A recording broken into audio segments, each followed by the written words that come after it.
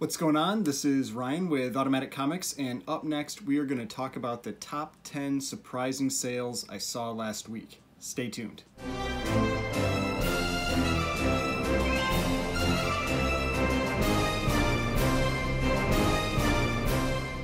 Alright, so before we get started, please remember to hit that like button and hit the subscribe button if you'd like to see more content like this.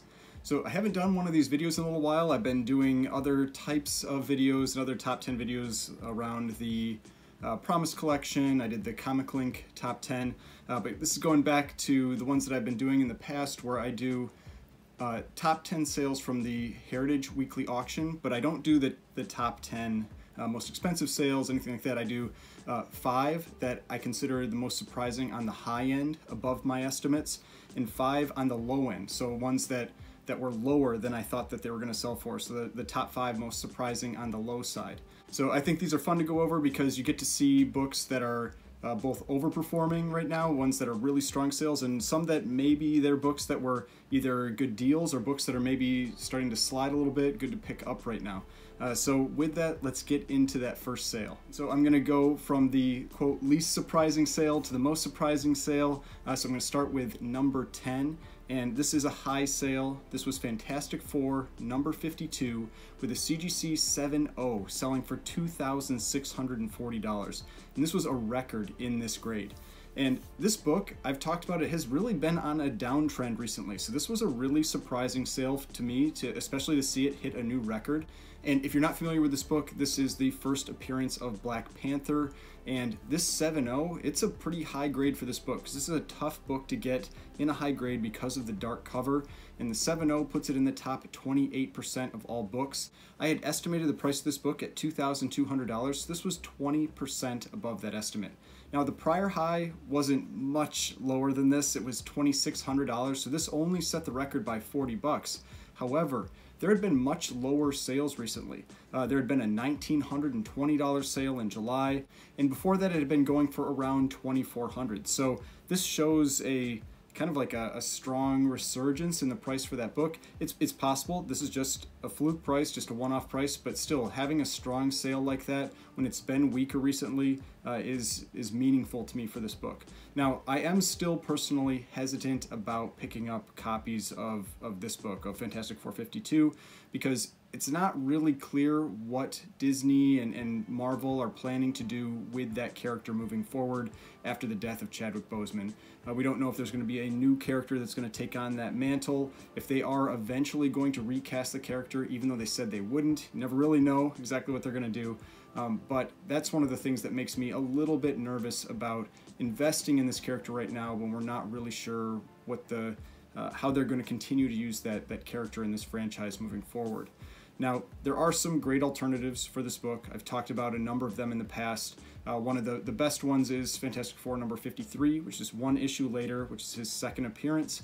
But I thought I'd talk about some different ones this time. And so one that I really recommend would be Jungle Action number 5. And so this is the first time that you have Black Panther appear in the title of one of these stories, and much more affordable. A 9.0 signed by John Romita sold for $380 on September 10th. So that's a great book to get at a much more affordable price. Another really good one though is one issue later in Jungle Action number 6. So this is his first solo story. So that's very much like Marvel Spotlight number 28 for Moon Knight, which when that first appearance gets really expensive, the second appearance gets really expensive, people move on to other keys like solo stories, like self-titled runs. And so this is the first solo story for Black Panther. Now this is also another key, so this is a multi-key because it's also the first appearance of Killmonger. And while that character was killed off in the first Black Panther movie, there has been talk that you could potentially see him return with the multiverse and all of that. So you never know if you'll end up seeing that character again, but this book, Jungle Action number 6, has been going up on that type of speculation recently, but still much more affordable than Fantastic Four 52. A 9.2 sold for $1,150 on September 15th, but an 8.0 sold for just $495 on September 12th, and a raw copy in the 4 to 4.5 range sold for about $125 in July. So definitely a book that you can get way more affordably than Fantastic Four 52 if you want to be getting into or looking into other Black Panther related books. All right, so number 9, and this is a low sale. This is X-Men number 14 with a CGC 7.0 selling for $1,260. And this is the first appearance of the Sentinels. Just an awesome Kirby cover, one of my favorite covers from the X-Men run, from that Silver Age run. And this was also a White Pages copy, so that's something I often talk about, that don't overestimate the value of page quality. I mean, this was a low sale, and this was a White Pages copy book. Now, I had estimated the price of this book at $1,650. This was 24% below that estimate. The high sale was $1,850 back on May 11th, back when we were really in that the peak prices that we were seeing for a lot of these books. This is 32% below that high. So it has seemed to have come down a fair amount, which I have been talking about if you've watched my market videos with X-Men books. A lot of them are down in that 20 to 30% range from where they were when they were in their peaks around April and May. Now, I do still think whoever picked this book up, it was a good buy, because early Silver Age, even though I generally say page quality isn't all that important, White Pages is a pretty good plus for an early Silver Age Marvel book. And Sentinels are also one of the biggest X-Men villains out there. So early Silver Age, White Pages, great villain, great cover. I think that's a good book to pick up when you're getting it at a discount from prior highs. Now, if you really want this book, you can get it in lower grades. It's definitely more affordable, but still a pretty expensive book. A 3.0 sold for $500 on September 2nd, but if you want to get something that's in a little more affordable price range, I would recommend just going one issue later, X-Men 15. This is the second appearance of the Sentinels. It's also the first appearance of Master Mold, and the Sentinels are right on the cover. This is way more affordable. A 5.5 sold for $216 on September 16th.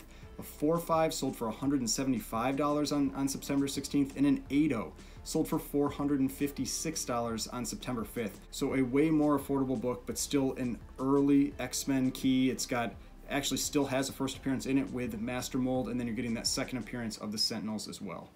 All right, now number 8, this is a high sale. This is Avengers number 4 with a CGC 2.5 selling for a record $1,920. And this is one of those books where when you can't get that first appearance of Captain America all the way back in the Golden Age with Captain America Comics number 1, you go for his first appearance in the Silver Age. And this is a super iconic cover, cool cover with him going right out through the front of the page. I've talked about this book in other videos, and this is just one of those hallmark Silver Age keys that really just is never a bad book to pick up. Now, this book had been on a bit of a downtrend recently. I don't know if that was just because of the summer months, things cooling off, things having that, just having that big peak back in May and April, May, June time period, but had been on a downtrend. I had estimated the price of this book at $1,350. So this was 42% above my estimate. This was a strong sale for this book. The high sale had been $1,795 back in May 20th during those peak prices. And this broke that record by about $125 or 7%. So a strong sale, especially with what we've been seeing with downtrends. Now, I think this is definitely a book that you should continue to watch along with books like Tales of Suspense 39, where you've got characters that we aren't going to be really seeing them in the MCU anymore. They're no longer alive, at least in this version of the universe, so you don't expect them to come back, but they are still very iconic characters, well-loved characters, and so like I said, never bad books to pick up. Now, there are tons of great alternatives for Captain America. I mentioned a number of them in the past. This time, I don't think I've talked about this one before, other than in some unboxing videos that I've done, because I like this book. I have a couple copies of this book. And so one that I would recommend is Captain America number 100. And so this, again, not a cheap book, but it is much more affordable than Avengers number 4. You've also got him right on the cover, going right through the front of the page. And a 4.0 sold for $230 on September 23rd, and a 5.0 sold for $355 on September 21st. So, I mean, a much more affordable book than what you're going to be spending at those same grades where you're spending thousands of dollars. But a cool cover. It's still a Stan Lee story for this, so very cool, still early Captain America book, because you're still in the Silver Age with that one. Now, the cool thing about this book, though, is that there are 2 9.9s that actually exist for this Silver Age book, and one of them sold this year. So on April 4th, one of those 9/9s sold for $78,000. So I think that is an incredible price, and just amazing to think that there are actually 2 copies of that book that are in high enough grade to hit 9/9. Now, the other option for Captain America, and I definitely have mentioned this book in the past, is Fantastic Four number 25. Now, this is a multi-key. This is the second appearance of Captain America. It's also an iconic Thing versus Hulk cover battle. It's the first time they're battling on the cover. It's not their first meetup. First meetup is in Fantastic Four 12, but it's the first time that they're battling on the cover. So a very just cool, in-demand book. Again, not cheap. They've definitely gotten more expensive recently, especially with hype around Fantastic Four. But in the same grade, in a 2.5, on September 6th, one sold for $346. So you're getting it for about 6 times less. So definitely a solid price for that book. Now, high grades are getting expensive. That book is getting very pricey in high grades. An 8.5 sold on September 17th for $2,888. So it is a book that, depending on what your budget is, what your price range is, you can definitely spend a little or a lot depending on the grade that you're going for. All right, now number 7, this is a low sale. I'm talking about Fantastic Four again, right after that number 25. This is Fantastic Four 13, and this was a CGC 3.0 that sold for $444. Now, this is a book that had just gone nuts leading into that What If show that was on Disney Plus that I believe just ended recently, and because this is the first appearance of the Watcher, or basically the host for that show, and I think it's kind of a surprising reason for that book to get really expensive, because it's in the Watcher's name. He's just a Watcher. He's not actively really involved in things, but this book got really, really expensive leading into this show. Now, this is an early Fantastic Four book. It's from 1963, so it has that going for it anyway. It is a key. It is an important book. It's an early book, but it had gotten, I think, maybe a little ahead of itself, and I had estimated the price of this book at $600, and this was 26% below my estimate. And I had even bumped my estimate down based on what I had seen with some recent sales, because this book had been even more expensive. Now, the high was $610 on June 28th, but a 2.5 had sold for $990 on August 20th, and I think that sale just felt too high to me. A 3.5 did sell for $630 on August 2nd, but a year ago, this was about a $250 book. So at $444, still up a lot, but definitely down from those highs. And I think that's more reasonable. It's not a book that I think is a great spec book, because it's not a character that's just, actively involved, that they're likely going to be using all that often. So I do think it's a great book, but I think that it's probably reasonable that it's pulled back some. Now, if you want to own this book, I would recommend still waiting a little bit longer. I would expect for prices to continue to drop after that What If show has ended. So just keep watching it, and you will likely be able to have opportunities to pick that book up a little bit cheaper. All right, number 6, we're going to XMen. This is a high sale. This is XMen number 94 with a CGC 8.0 selling for $2,280. Now, this was not a record, but I thought that this was an important sale because it was a spike from what we had seen recently. Now, this is a very important book. This is the first time that you see the new X-Men in the X-Men title. This is really what revitalized the X-Men title. Before that, they had been doing reprints for almost 30 issues. I mean, X-Men was kind of on the outs until this new team was developed, and they were just, had all these great new storylines, all kinds of great new characters that were brought through this new team. And it has definitely been on a downtrend recently. This book had spiked like crazy earlier this year. It had gone up more than any other book that I track in terms of percent. It was up like 350 or 400% from prior sales from the prior year. Now, I had estimated the price of this book at $1,600, and so this was 43% above my estimate. This was a strong sale. Now, this wasn't a record. The record is actually $3,350 from May 14th.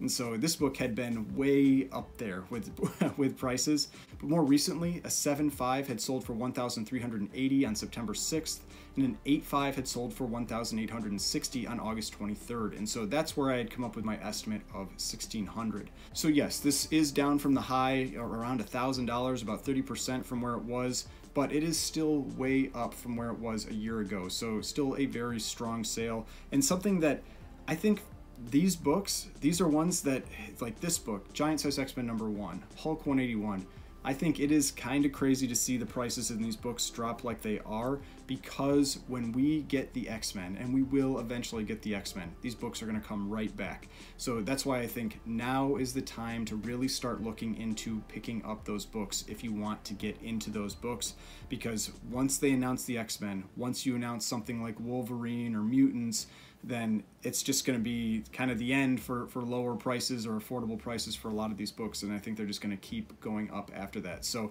definitely the time to look is now, not when they make that actual announcement. Now, this book is expensive regardless of any grade. It's going to cost you multiple hundreds of dollars, even in low grades, and like you can see here, multiple thousands when you start to get into higher grades. But I think a really good alternative for this book is X-Men 100. You've got the new X-Men team on the cover battling the original X-Men team. It's an iconic cover. It's at a milestone issue 100, and it's much more affordable. That same 8.0 would cost you $250. That was the sale on September 8th. So you're getting it for almost 10 times less in the same grade. All right, now #5, this is a low sale, and this is a relevant one right now. This was Eternals #3 with a CGC 9.8 selling for $600. Now, this is the first appearance of Circe, and she is one of the main central characters of the upcoming Eternals movie. Now, the Eternals books have definitely been on a bit of a slide recently, and they've been taking hits from the trailers. I mean, I think people were really hyped about this movie, and the trailers just have not delivered all that much. I think they look like they're going to be cool movies, like they're going to be fun movies, but I totally understand where people are coming from with them. I mean, I was talking to my brother about this, and I kind of feel like one of the things that's maybe rubbing people the wrong way with the Eternals is they don't feel like the superheroes that we've had previously with Marvel, where it felt like heroes that you could relate to. These heroes kind of feel like they're like uppity, like they think they're better than you.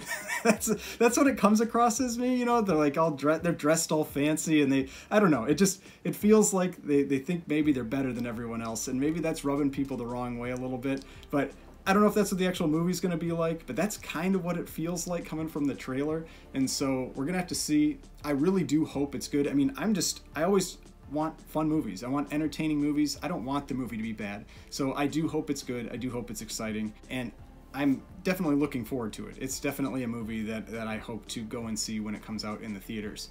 Now, I had estimated the price of this book at $850, so this was 29% below my estimate, but I still think it is a big mistake to bet against Marvel. I think Marvel has consistently shown us that they make great, fun movies, and an example of that was Shang-Chi.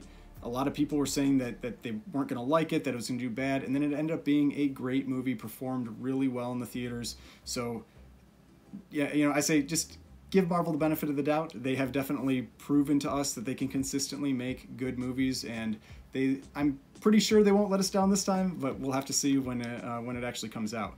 Now, there aren't many 9/8s that have sold recently.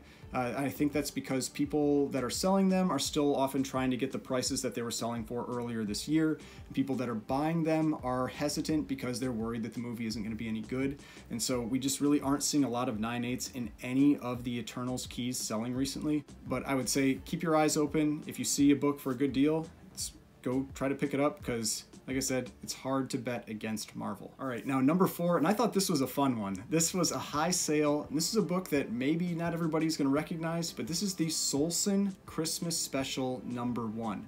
This is a CGC 9.8 that sold for a record $1,020. Now, you may not be familiar with this one, but the Samurai Santa, this was Jim Lee's first art. So the first interior art that Jim Lee did, and this was published in 1986. So Jim Lee, one of the most recognized modern artists, and if you're a Jim Lee collector, I think this is definitely a book that you would want to have in your collection. So I thought this was a cool book, and from the cover, you can tell this is a tough book to get in a 9/8. It is a lot of black on that cover, so it's going to show any flaws very easily. Now, I had estimated the price of this book at $700. This was 46% above that estimate. but this is not an easy book to price. There are only 3 copies as a universal 9.8. There is one that is signed, so only 4 total copies in a 9.8. The prior record was just $250, and that was all the way back in November of 2017. However, in April of this year, a 9.6 sold for $400, so I kind of took a guess that it was going to be higher than that 400, and definitely went quite a bit higher. I mean, $1,020, that is a strong sale for this relatively obscure book. Now, alternatives, I mean, it's tough when you're picking up something that is a book that is for their first art. It's a little difficult to find alternatives. However, for Jim Lee, there are some others where you could go for first artwork in, say, Marvel, or first artwork in the XMen. And his first artwork in the XMen was X-Men number 248. And this is a very affordable book. A 9.8 is about $200. And if you get into lower grades, it's definitely a book that's $50 or less, and you can probably find it in dollar bins. And then if you're talking about wanting his first actual art at Marvel, that was in Alpha Flight number 51. Again, about a $200 book in a 9.8, and also probably a book you can find in those $1 to $5 bins. And the last one here that I'm going to recommend is Alpha Flight number 53. And this is actually his first cover at Marvel.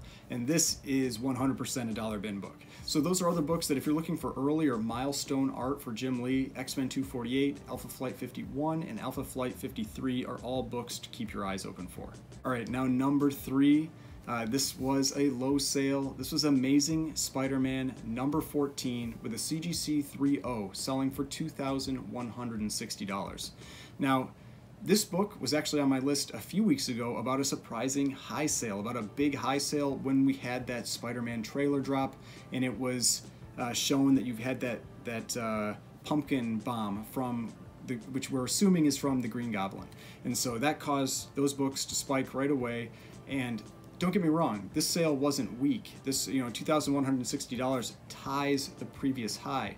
However, when that trailer dropped, we saw some really big sales numbers for this book. For example, a 4.5 sold for $5,760 right after that trailer, and since then, on September 12th, we had a record $210,000 sale for a 9.8, so I thought that might help continue to drive the prices in this book. So I had estimated the price of this book at $3,300. This was 35% below that estimate. I mean, really, it's back to where it was before the trailer, which I think is really surprising to me. So I don't know if somebody got a great deal on this book, or if people are just questioning what type of role Green Goblin is going to play in that movie. Now, a year ago, this was selling for about $1,000, so it's still up a lot from then, but for a big Spider-Man key where we've got this character that's going to be coming in this movie, I think this is undervalued right now. I think this was a really good deal for whoever picked up this book. Now, for alternatives, tons of alternatives for Green Goblin. I'm sure I've talked about them in some of my other videos, but the one that I'm going to talk about right here is Amazing Spider-Man number 17. Just 3 issues later, this is his second appearance, and it is way more affordable. For example, a 4.5 sold for $525 on September 22nd, and a 9.8 sold for $26,400 on September 12th. So you could spend a lot of money, or you could spend a little money, depending on the grade, but based on the other sales that I've talked about, where we had that 4.5 sold for $5,760 and a 9.8 sell for $210,000, this is where you can see that second appearance, I've mentioned this before, sells for about 10% of what the first appearance goes for. And that just continues to be true here. So if that's something, if you're ever wondering and you're trying to figure out how to price a book, if you're looking at a book and you're trying to pick it up and you're wondering maybe what it should be going for, what you should offer, if you know what the value of the first appearance is, the second appearance is usually somewhere around 10% of that value. All right, now we're into the top 2. So this is the most surprising high sale and most surprising low sales. And for number 2, this is the most surprising high sale. This was Action Comics number 30 with a CGC 4.0 that sold for $2,040, which was a record in this grade. And I've been talking a lot lately about the strength in the Golden Age, and this is just another example of that. Now, this is an early Superman book. It's from 1940, and this was a strong sale. This was a big record for this book. It's also a cool cover. You got Superman carrying this car, getting shot at while he's carrying it, and I had estimated the price of this book at $950. this was 104% above that estimate. And this wasn't a pedigree or anything. This wasn't like a promised collection book or something like that that caused that elevated price. Just a normal blue label universal book. And there have been recent sales on this one. So this is where you can really see the jumps in this book, because on June 21st, a 4.0 copy sold for $960. The prior high was from October of 2020, where a copy had sold for $1,020. So this was double the prior record and over 100% above the prior sale. And that prior sale just 3 months ago. So a big jump in this book. So I'm definitely, like I said, seeing a lot of strong demand in these Golden Age books, seeing these books consistently sell for above what I've been estimating them at. So I think that's something that's important to always remember. I think a lot of people often look down on Superman a little bit now because of just not liking how he's portrayed in movies or in comics currently. But you got to remember, Superman is iconic for a reason. He is the first superhero. These early Superman books are always going to be in demand, especially covers that aren't what I call campy covers, aren't like fun or jokey type covers, that they're action covers. Those are the ones that will generally carry the most demand, be the most desirable, especially ones that have themes like World War II type themes. Those will also have a lot of extra demand with them. But something to remember when you're looking for Golden Age books, there's a lot of books out there, but there's certain genres, certain themes like this that will always be in high demand and Golden Age collectors are definitely looking for. All right, number one, this is the most surprising low sale that I saw, and this was Teenage Mutant Ninja Turtles number 2 with a CGC 9.2 selling for $564. Now, if you have been watching the comic market for the last year and a half, you know that the first set of books that really started driving the market up last year was Teenage Mutant Ninja Turtles. Those books started spiking before anything else back in 2020. And I think a big part of that was there was a lot of nostalgia-driven purchases when the pandemic started, when the lockdown started, and this was one of the first books people started going for, this early TMNT run. And this is a big key for the Turtles. This is the first appearance of April O'Neil.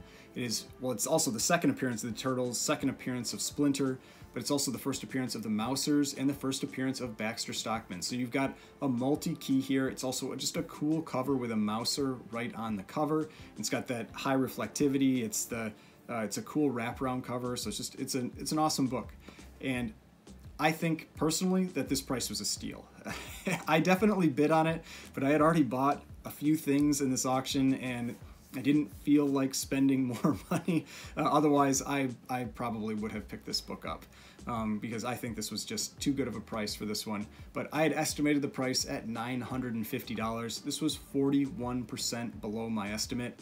And the record was $950, but that was all the way back in March. And we had seen some bigger sales since then. For example, a 9.0 sold for $1,149 in July, and a 9.4 sold for $1,400 on September 14th.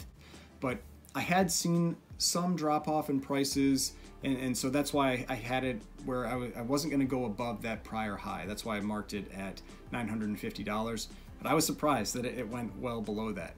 Now, some other TMNT books have been on just an absolute tear.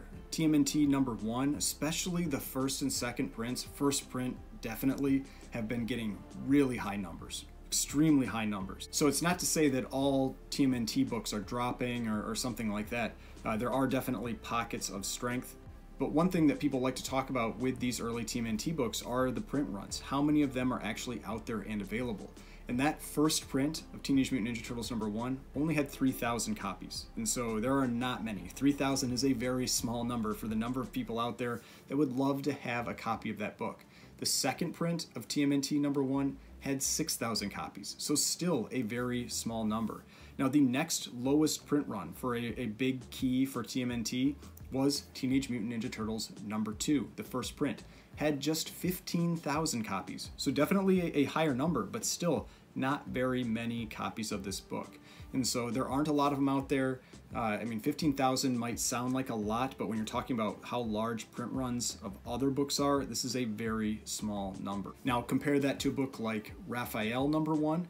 and that book had a print run of 60,000. Now, Raphael #1, I would say, has a bigger first appearance. It has Casey Jones, who is a very popular TMNT character, also has an awesome cover, and so that's what drives that one up. But that's what I think, and I remember I talked about this a while ago. I thought the prices of Raphael #1 would probably start to decline because its print run was so much higher. And so when people saw the big prices people were getting for those books, they'd start sending them in to get graded. And then you get more of those books out there, and then that will tend to cause prices to go down. But if there aren't a lot of books in the first place, if you already have a very small print run, there's not a lot for people to send in, and there's not a lot to drive down those prices. Now, if you want an alternative for Teenage Mutant Ninja Turtles #2, the great thing is that there is a second print that looks almost identical to the first print. It's the same thing they did with Teenage Mutant Ninja Turtles #1, where the first and second prints look almost identical. Well, with #1, the first and second prints are identical. The third print looks just a little different. There's some different blood splatter on the sword that goes through their name. But with Teenage Mutant Ninja Turtles #2, and I have a copy of that one, I can show you what the difference is between the first print and the second print. And this is how, if you happen to go out and look for these books, this is one of the ways that you can quickly identify if it's a first print or a second print, because there's a significant value difference. So this is a first print. This is a 9/4, and this, so you can see this kind of like cool wraparound cover with it. Now, with the first print, the way that you can tell is you look at this corner here. See this little white triangle? This is a wraparound from the Mouser's arm here, and it reaches around to the front cover, and you actually see that triangle there. On the second print, that triangle isn't there. The arm of the Mouser is still there, but it finishes on the back cover, and so it doesn't actually get around to the front cover. So if you see that white triangle, first print. If you don't see the white triangle, second print. So that's the quick way to tell the difference. Now, that second print is a fair amount more affordable than the first print. You could get a 9/2 in the $200 to $300 range instead of, in this case, $564, but I think 900 is probably more reasonable in the price of that book. But you still get that same cool wraparound cover other than just that little triangle in the corner. All right, so those were my top 10 surprising sales. Hope you enjoyed this. Like I said, I always think it's fun talking about these books, seeing which ones went high, which ones went low. If you enjoyed this video, please hit that like button, hit the subscribe button if you'd like to see more content like this. I've got more videos over here if you'd like to watch some of my other videos, and the subscription button right here if you'd like to subscribe to the channel. I would really appreciate it, and I will see you in the next video.